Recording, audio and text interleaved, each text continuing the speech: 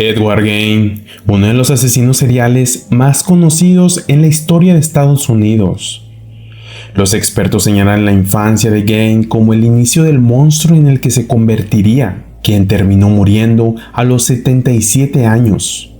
Edward Gain nació en 1906 en Wisconsin, hijo de un padre alcohólico y de Augusta, una madre dominante y extremadamente religiosa. Predicaba a Ed y a su hermano mayor, Henry, sobre oponerse a la lujuria y no dejar entrar al diablo.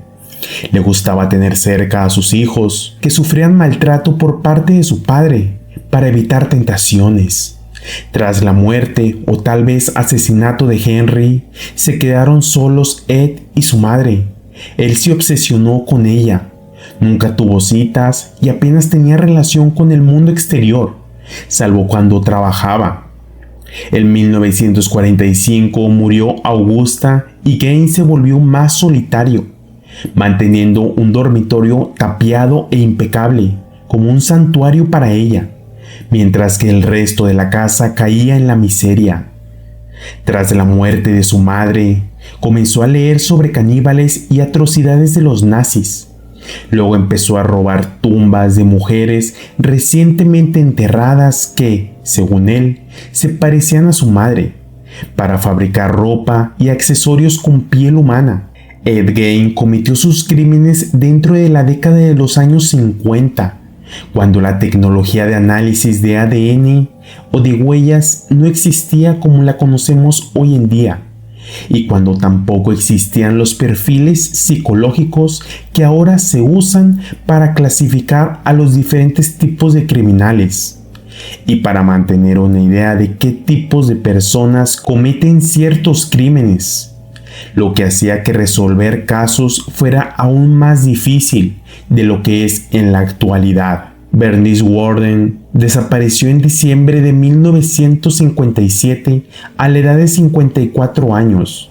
En el momento, se reportó que ella había desaparecido de su tienda, que la caja registradora había sido robada y que había sangre en el suelo. Así que era evidente que esto se trataba de un crimen. Frank, el hijo de Bernice, era un sheriff adjunto en ese tiempo, y fue él quien comenzó a sospechar de Ed Gain, quien conocía a Bernice y, supuestamente, fue visto con ella poco antes de que desapareciera. Frank no tenía muchas pistas, pero decidió arrestar a Ed mientras se encontraba en casa de un vecino, y las autoridades se dirigieron a su granja para investigar, sin imaginar que iban a toparse con una escena impactante y brutal.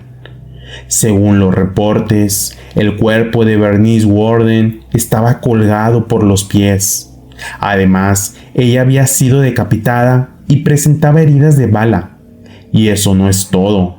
Al seguir revisando el lugar, encontraron también restos de Mary Hogan, quien había sido asesinada aproximadamente 3 años atrás. Y dentro de la casa se descubrieron platos, un cinturón, un traje y muchos otros objetos hechos con piel y partes humanas. Eventualmente, Gain confesó haber matado a Mary y a Bernice. Llegó a alegar que ellas se parecían a su madre y que por eso las había matado, mientras que los objetos macabros que fueron encontrados en la granja revelaron que Gain había estado saqueando tumbas y profanando cuerpos. También se llegó a pensar que esos 2 asesinatos no fueron los únicos que Gain había cometido.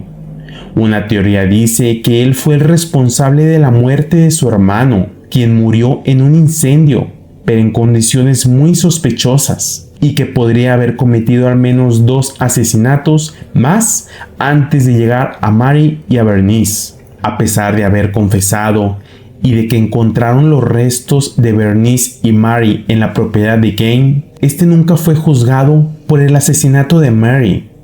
Y a pesar de la confesión y de la cantidad de pruebas en su contra, Ed Gain no fue enviado a prisión, sino a un hospital psiquiátrico.